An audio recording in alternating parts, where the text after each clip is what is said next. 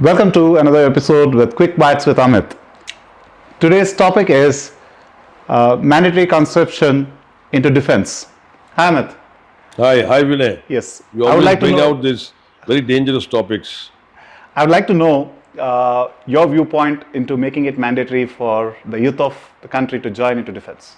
Let me start with, if I was a young man or woman of in my early 20s or late teens, I would love to join for a mandatory conscription, honestly.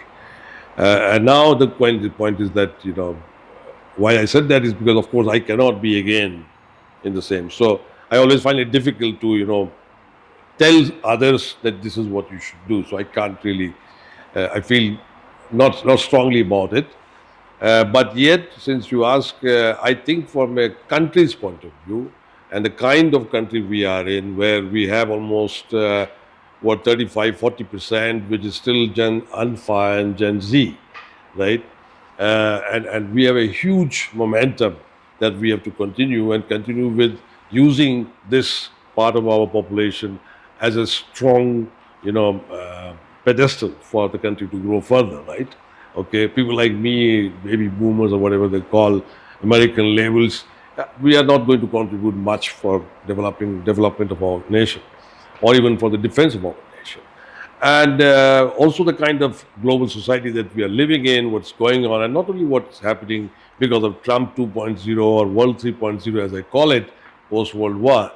There are changing lines, there are literally seismic shifts happening in the global politics. And if you look at also what is going on in the chip industry, AI, for example, at the end of the day, I realize that this is more for, having the power in the hands of one sovereign country or the other, or preventing another sovereign country not to have the power. So we are probably headed towards more of a conflicting global order, okay? And we are still, not even a middle income country. So we have to keep on growing. And for doing that, I do believe that mandatory conscription, which probably is not so much in alignment with democratic rights, okay, but yet if we could have it, I think it is good for the country, good for the nation, even good for the young people to go in for maybe 1 year or whatever, of serving the Indian Defense Forces. Because I believe this is also something which will not only add to the, leadership muscle going forward. I have been fortunately privy to the leadership principles practiced in the Indian Army. Okay, and this is confidential, so I cannot share anything more. But I have. If you have not, Vinay, I can tell you that I was amazed to read the the leadership principles that they practice. There is actually a book, but without any author's name. Okay, and these are fantastic principles, and that is why probably we are one of the best armies in the world, also. And by army also I include the navy and Air the air Force. force, etc., the entire defense. So I think that when people go through, rigorous training uh, based on such kind of principles, which are completely, for example, religion agnostic, caste agnostic, economic level agnostic, you are treated as an individual. You are treated as a citizen. That's it. And I think as a country, any country needs their citizens to be first Indians. We cannot be Bengalis, Tamils, Kannadigas, Marathis, blah, blah, blah, blah. We cannot be just Brahmin, this, Caste, I don't know, all these crazy systems that we have inherited. Now we have to stop this inheritance, it's like in your inheritance tax maybe. I believe that this will even make our future, generations healthier, not only physically but also mentally, because they go through a regimen where they also develop the habit of being purpose driven. They understand that we are working for my country. Okay, I'm not talking about nationalism or patriotism over here. I'm talking about a sense of identity. I'm an Indian. Okay, and all these conflicts that we have in our country between states, for example, our state chief ministers actually are more powerful in my view than even the prime minister. Okay, the prime minister can take decisions on defense, on foreign affairs, etc. But what else? If there are investors coming to say Mysore or to Hubli, which power does the prime minister has? Okay, we don't even have a mayor of Hubli who can take a decision for 500 crores to, invite an investor to invest over there. Every power is vested with the chief minister of the state. So if we have a disciplined thinking younger generation coming out, I think they will also vote for people, who actually will be working for the country and not just for their state or for their caste, etc. and all that. So I do believe that, this will be good for the country. I know some would say that this is against the democratic rights because you should have the freedom to choose. But come on, I mean, should anybody have the freedom to choose that you want to serve your country or not?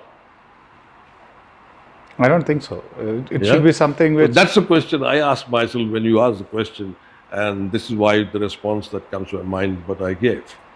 That's a good take, Amit. That's a good take. You heard it, audience. I mean, this is something which it was always dwelling in my mind as to should it be made compulsory? Should it be made something which everybody goes through as a regime? Myself being an NCC cadet and spending some time, that discipline does help. Gives you a perspective which is beyond the caste and religion, which Amit just mentioned. So do look into it, self-retrospect on it. Yeah, and Vinay, the point is, I don't think anybody's perspective will go beyond caste, religion, language, cuisine. All that divides us. Yes, it is variety. It is also, this beautiful diversity. But when does it become beautiful? When you use it for a purpose. And the purpose is what? Purpose is not that, I go to, say, Gujarat and I, savor the Gujarati thali. That cannot be only the purpose. The purpose is that the diversity is what forms us and gives us the unique identity of being Indians. No other country can have such an identity, right? Right. And this sense of identity I have seen, I have relatives, I have nieces, not only nephews, who work for the army even today. And I've spent time with them. I've been to the borders with my aunt who used to work as a very senior officer of the army in those days. And I was young, and I think many people have gone through it. But to understand what makes them different is not the gun or the ammunition that they are trained for to use. No, it's the sense of identity. As a mindset. It's the mindset. They are the guys who actually think as Indians. True. That is why they can act for India, they can defend for India, they can fight for India. But we, the civilians, we are still in the quagmire of this division in caste and religion and language and cuisine. And we just keep on hunting these ghettos, of little, our comfort zones, for example. This doesn't work. This doesn't really work. This cannot make us a middle income nation at all. This diversity has to be used as a benefit for our identity. We have to understand we should be proud that we have this diversity, but because we are Indians. Because we are Indians. If I was not born in India, I could never have had this diversity, right? Right. Now, it's not that if I keep myself cocooned only, I'm a Bengali, for example, my God, I'm so poverty struck. So well said. You heard it. So it's not just patriotism, it's just a mindset as to what it will make you out of being an Indian, a true Indian. Thank you.